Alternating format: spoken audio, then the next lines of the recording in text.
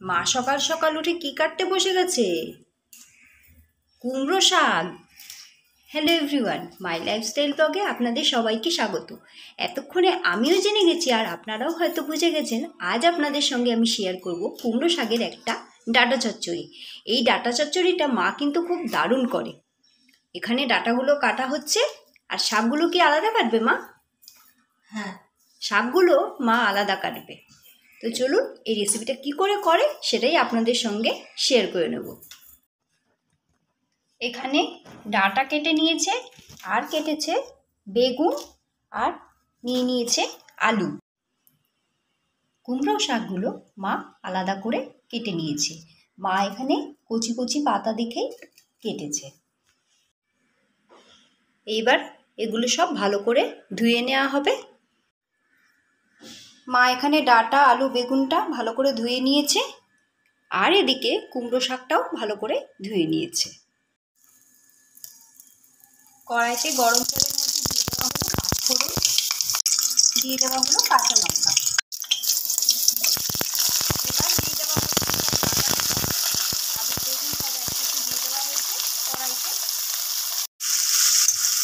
গরম তেলে পাঁচফোড়ন, কাঁচা লঙ্কা দিয়ে সবজিগুলোকে ভালো করে ভেজে নেওয়া হচ্ছে। কড়াইতে এবার দিয়ে দেওয়া হচ্ছে হলুদ, সবজিগুলোর মধ্যে দিয়ে দেওয়া হলো স্বাদ মতো নুন। এবার দিয়ে দেওয়া হয়েছে একটু চিনি। এইবার এর মধ্যে দিয়ে দেওয়া হচ্ছে কুমড়ো শাকগুলো। কুমড়ো শাকটা দিয়ে এবার ভালোভাবে মিক্স করা হচ্ছে। শাকগুলো মজে এসছে, এবার এর মধ্যে দিয়ে দেওয়া হচ্ছে জল। এবার দিয়ে দেওয়া হলো এর মধ্যে সর্ষের গুঁড়ো অল্প একটু, দিয়ে দেওয়া হচ্ছে এর মধ্যে পোস্ত বাটা। এটা খেতে দারুণ লাগে ভাতের সাথে। পোস্ত গোলা জলটাও এর মধ্যে দিয়ে দেওয়া হয়েছে। এইবার এই পোস্ত আর সর্ষে দিয়ে ভালোভাবে মিক্স করে নেওয়া হচ্ছে। কুমড়ো শাকের ডাঁটা চচ্চড়িটা হয়ে গেছে, এবার এটা নামিয়ে নেওয়া হবে। কুমড়ো শাকের ডাঁটা চচ্চড়ি রেসিপি রেডি। আজকের এই রেসিপিটা আপনাদের যেভাবে দেখানো হলো ঠিক সেইভাবে বাড়িতে আপনারা ট্রাই করে বলবেন কেমন হলো। আর আজকের এই ভিডিওটি যদি আপনাদের পছন্দ হয়ে থাকে তাহলে ভিডিওটিতে লাইক, কমেন্ট, শেয়ার তো অবশ্যই করবেন।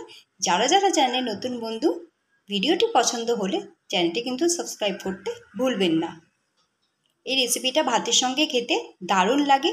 যেভাবে দেখানো হলো ঠিক সেইভাবেই আপনারা বাড়িতে কিন্তু ট্রাই করে বলবেন কেমন হলো। আজকের মতো মাই লাইফস্টাইল ব্লগে এইটুকুই। ফিরে আসবো আরও কোনো একটি নতুন ভিডিও নিয়ে। ততক্ষণে টাটা।